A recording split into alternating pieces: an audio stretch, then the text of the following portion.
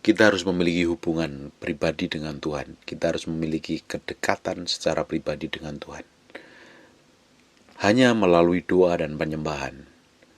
Makanya kita harus memiliki sungguh-sungguh pengertian yang benar akan Tuhan. Kita harus memiliki hubungan pribadi dengan Tuhan lewat doa. Doa bukannya sekedar datang kepada Tuhan, berlutut, menangis, merengek, memohon, meminta semua kebutuhan kita dicukupi dengan baik, atau kita bertobat kepada Tuhan, atau memohon dengan permohonan-permohonan, sederet permohonan kita. Itu memang berdoa, tetapi kita harus masuk ke dalam inti dari doa, pujian, dan penyembahan, masuk ke kedalaman hati Tuhan. Kita menjadi orang percaya harus bergantung sepenuhnya kepada Tuhan, harus memiliki hubungan pribadi dengan Tuhan. Itu wajib dan tidak bisa tidak. Karena kekristenan tanpa berdoa itu seperti kehidupan kita ini tanpa memiliki otoritas dan kuasa. Ketika kita tidak memiliki hubungan pribadi dengan Tuhan, kekristenan kita itu hanya sekedar menjalankan rutinitas agamawi, tapi tidak memiliki hubungan. Seperti seorang suami dan istri memiliki sebuah pernikahan, tapi tidak ada hubungan di dalamnya, kosong, tidak ada cinta di dalamnya, tidak ada komunikasi di dalamnya. Jadi sekedar pernikahan, tapi di dalamnya hampa dan kosong. Jadi kekristenan kita harus memiliki hubungan pribadi dengan Tuhan. Ketika Bapak Ibu, kalau saya ngomong tentang doa, doa itu bukan sekedar permohonan.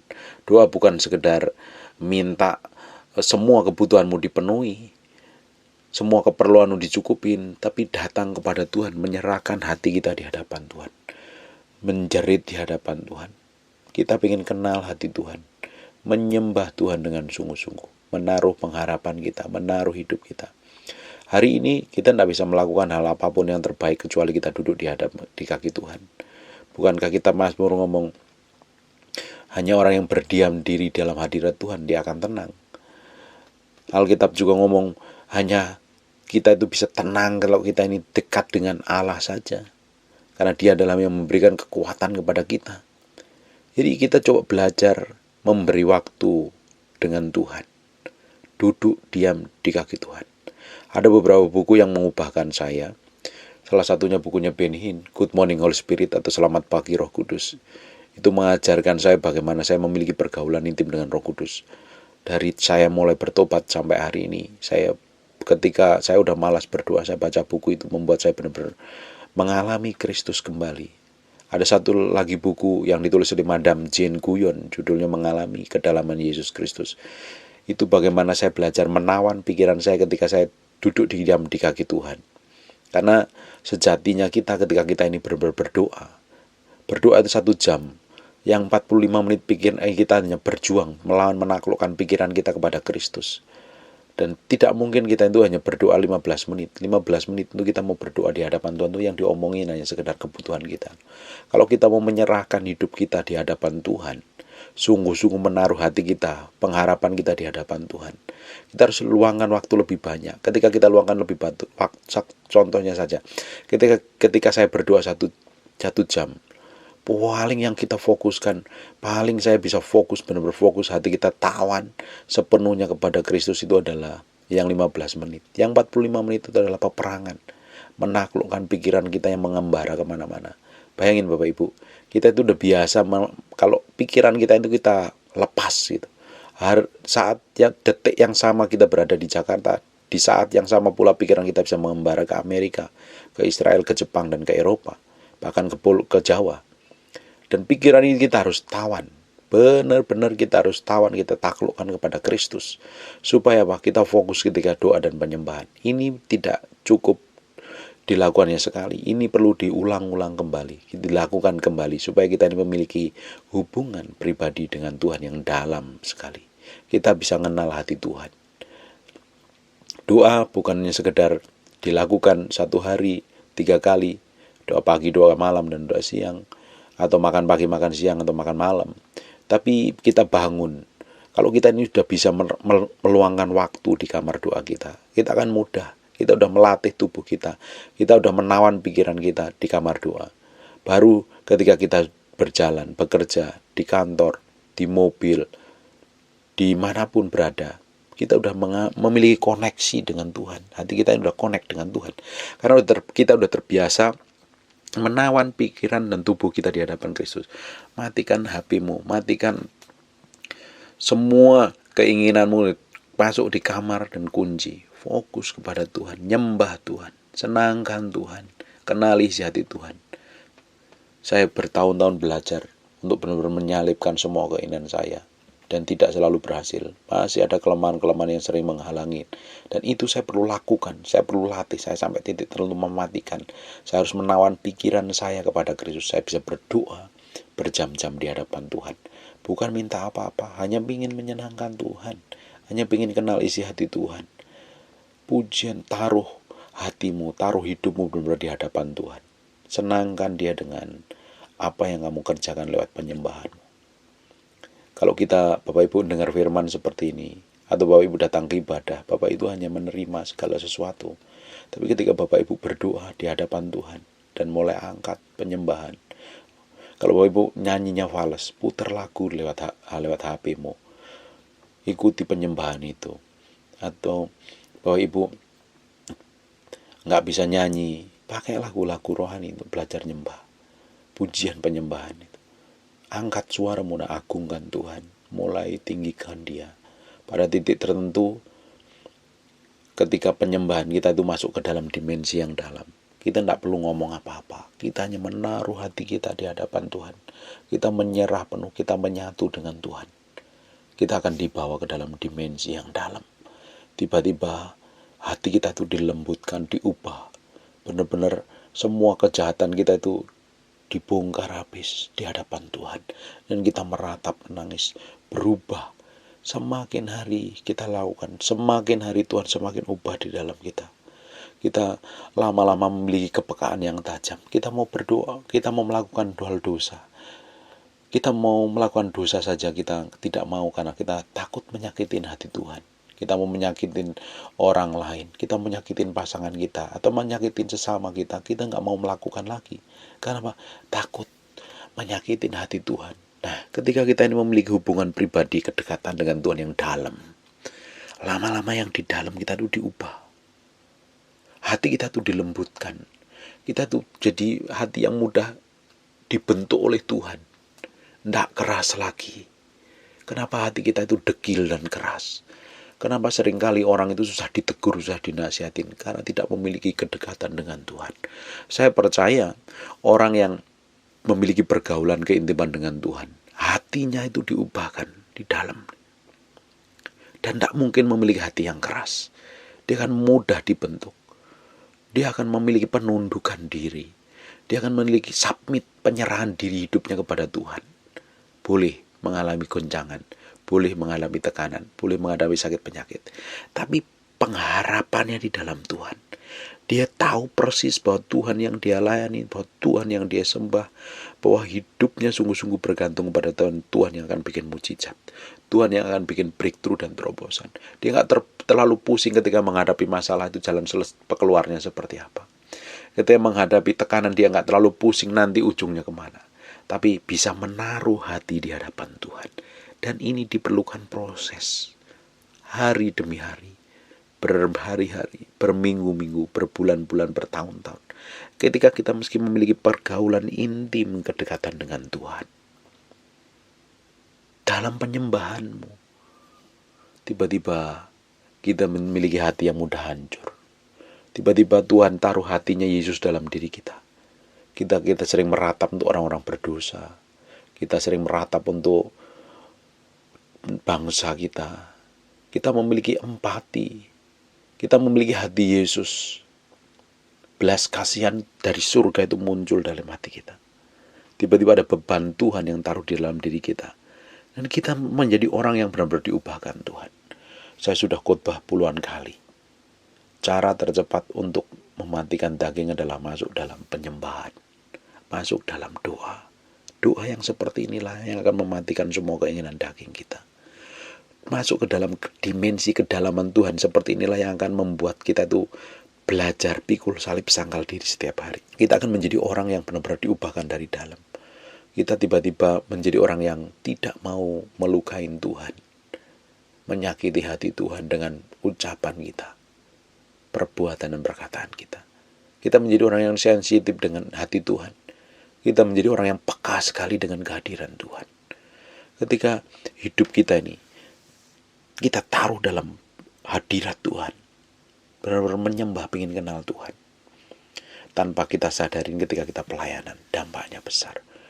Orang di sekitar kita tidak tahan dengan hadirat Tuhan yang biasa kita bergaul dengan dia setiap hari. Orang-orang di sekitar kita akan merasakan bagaimana Tuhan bekerja melalui hidup kita. Karena kita sudah setiap hari berendam dalam hadirat Tuhan. Karena setiap hari kita sudah masuk ke dalam dimensi kekekalan. Lewat doa dan penyembahan. Kita masuk dalam awan urapan hadirat Tuhan yang menyertai kita. Tidak heran ketika kita pelayanan, kita ngobrol, kita menyampaikan firman. Orang itu dijamah dan disentuh. Khotbah bukannya sekedar memotivasi, membuat orang semangat, membuat orang berpikir positif. Tapi tiba-tiba khotbah yang kita sampaikan, firman yang kita sampaikan, tembus sampai ke kedalaman hati orang. Dan merubah dari dalam. Menjamah, menyentuh. Kuasa Tuhan akan menyertai. Hal yang ajaib menyertai. Sebenarnya urapan itu tidak perlu kita kejar-kejar. Mujizat yang ajaib itu tidak perlu kita kejar-kejar. Cukup kita masuk ke dalam hadirat Tuhan, kita akan menemukan segalanya. Ketika kita temuin Tuhan secara pribadi, pribadinya yang kita temui, pribadinya kita bergaul intim, mujizat, tanda-tanda ajaib, penyertaan Tuhan, hikmat dan pengertian otomatis mengalir melalui diri kita. Karena Tuhan mau manifestasi melalui hidup kita. Hidup kita menjadi kepanjangan tangan Tuhan. Makanya semua yang pelayanan mimbar, khotbah, menyampaikan firman Tuhan harus mengalami kedalaman dengan Tuhan seperti ini. Bapak Ibu, semua orang bisa berkhotbah, tapi tidak semua orang dipanggil Tuhan untuk berkhotbah. Real menyampaikan kebenaran. Kalau Bapak Ibu real menyampaikan kebenaran, miliki kedalaman dengan Tuhan. Semua orang bisa berdoa, semua orang bisa menyembah Tuhan. Tetapi tidak semua orang ketika menyembah Tuhan bisa menghadirkan pribadi Tuhan dalam penyembahan itu. Bagaimana menghadirkan Tuhan dalam setiap penyembahan kita? Kita harus memiliki hubungan, kedalaman dengan Tuhan. Penyembahan tidak hanya cukup 30 menit, 40 menit sejam. Kita perlu lakukan terus secara kontinu, hari demi hari, konsisten.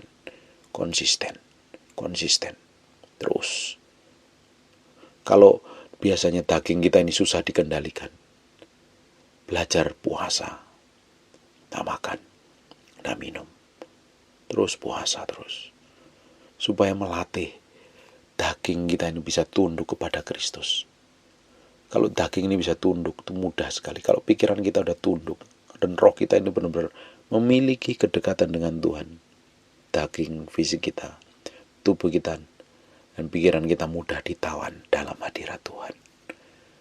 Makanya saya tidak heran ketika Paulus ngomong, aku menjadi tawanan roh. Kenapa Paulus bisa dibilang bisa menjadi tawanan roh? Karena Paulus menggantungkan hidupnya, apa yang dia kerjakan, apa yang dia lakukan, dia bergantung sepenuhnya kepada Kristus. Kisah Para Rasul pasal yang ke-20 ayat 22. Tapi sekarang sebagai tawanan roh, aku pergi ke Yerusalem, dan aku tidak tahu apa yang akan terjadi atas diriku di situ.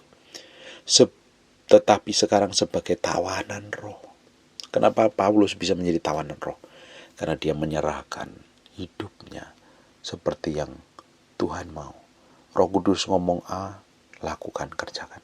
Roh Kudus ngomong B, kerjakan dan lakukan. Jadi apa yang kita kerjakan bukan karena kemauan dan kehendak kita, tapi kita menggantungkan semua apa yang kita kerjakan itu dengan apa maunya Tuhan. Dan kalau kita sampai ke level ini, yang kita kerjakan itu memiliki dampak besar. Di pekerjaan, di pelayanan, di rumah tangga, di pemerintahan, dimanapun kita berada, kalau kita sudah benar-benar bisa menaklukkan keinginan kita dan kita mengikuti apa yang Tuhan mau, kita akan menjadi orang yang memiliki dampak besar. Bangun keintimanmu dengan Tuhan. Jangan hanya sekedar ibadah biasa, doa-doa biasa di rumah. Doa korporat itu bagus, tapi doa pribadi dengan Tuhan itu yang perlu kita lakukan setiap hari. Itu yang akan mendatangkan dampak besar dalam diri kita. Simpel kalau mau urapan, bangun dan miliki hubunganmu dengan Tuhan. Sebagai penyanyi yang ingin nyanyianmu, lagu menyentuh sampai ke kedalaman hati orang, miliki hubungan kedalaman dengan Tuhan. Penyembahan masuk dalam hadiratnya setiap hari. Mau jadi pengkhotbah yang hebat, yang mempengaruhi, menyentuh sampai ke jantung, ke hati orang, dan hidupnya diubahkan. Kita harus memiliki hubungan penyembahan yang dalam. Bukannya sekedar nyanyi haleluya 12 kali, bukan sekedar berbahasa roh saja, tapi kita menaruh semua pikiran, kemauan, dan kehendak kita dan tubuh kita ini di hadapan Tuhan. Jadi mezbah dan korban yang menyenangkan Tuhan. Taruh berjam-jam dalam hadirat Tuhan, menyembah Tuhan. Apalagi dalam kondisi seperti ini, Bapak Ibu, gak ada pengharapan, banyak orang bisnisnya hancur, usahanya hancur. Apa yang kita harapkan? Bangun kembali mezbah itu. Lewat pujian penyembahanmu di hadapan Tuhan. Bangun keintiman. Nyembah terus, sembah terus. Kita memiliki koneksi. Kan saya bilang berkali-kali, kita harus belajar berdoa di kamar kita. Kita menyerahkan pikiran, kehendak, dan tubuh kita di hadapan Tuhan. Ketika kita itu bisa menaruh hati kita di hadapan Tuhan, kita akan mudah menjadi orang yang berdoa dimanapun berada, menyembah dimanapun berada. Amin. Bertambah terus, bertumbuh terus, berakar kuat, memiliki penyerahan diri di hadapan Tuhan. Dan saya percaya apa yang Bapak Ibu kerjakan, Tuhan akan bikin berhasil dan nama Tuhan dipermuliakan. Amin. God bless you.